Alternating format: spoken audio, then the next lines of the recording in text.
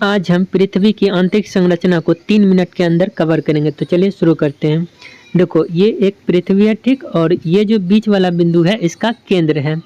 अब देखो सतह से केंद्र तक जाएंगे तो क्या क्या मिलेगा और इसे कितने भागों में बांटा गया है, यही सब पढ़ना है। तो देखो 3 भागों में बांटा गया है। पहला भाग है क्रस्ट, दूसरा भाग है आपका मेंटल, तीसरा भाग है आपका कोर। अब देखो क्रस्ट को वापिस 2 भागों में बांटा गया है, अपर क्रस्ट और लोअर क्रस्ट। मेंटल को 2 भागों में, upper mantle lower mental. Core को भी 2 भागों में, बाह्य क्रोड और आंतरिक क्रोड, ठीक। अब आगे समझते हैं। देखो आगे क्या समझना है, आगे ये समझना है कि पृथ्वी का जो पहला भाग था वो क्या था, क्रस्ट, जिसे हिंदी में भूपटल या भूपट्टी कहते हैं। यह कितनी किलोमीटर लंबी होती है, 70 किलोमीटर। इसमें कौन सा तत्व पाया जाता है, तो सिलिका और एल्यूमिनियम, जिसे कि सियाल बोलते हैं।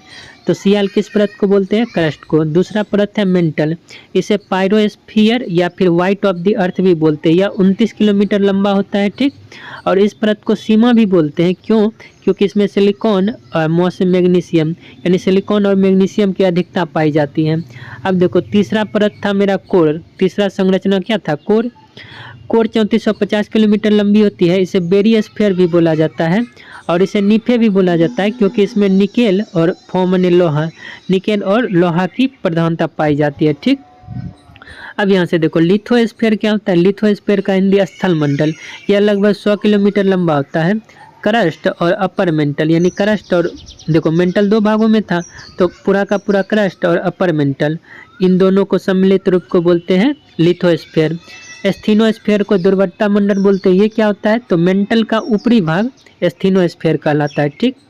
अब यहाँ से देखो पृथ्वी के अंदर 5 तरह की संबद्धता पाई जाती है, असंबद्धता पाई जाती है। असंबद्धता ऐसा समझ लो कि लाइन है, ठीक।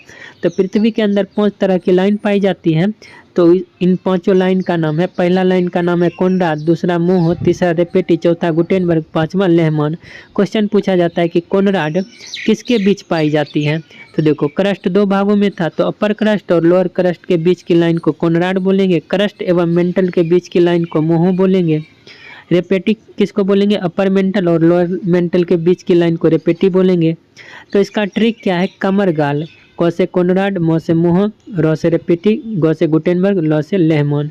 तो इस तरीके से आपका खत्म होता है क्या, पृथ्वी की आंतरिक संरचना। अब ये देखो आपका ये एमसीक्यू है, आप एमसीक्यू पढ़ लेना खुद से, इतना एमसीक्यू है, आपको समझ आ जाएगा।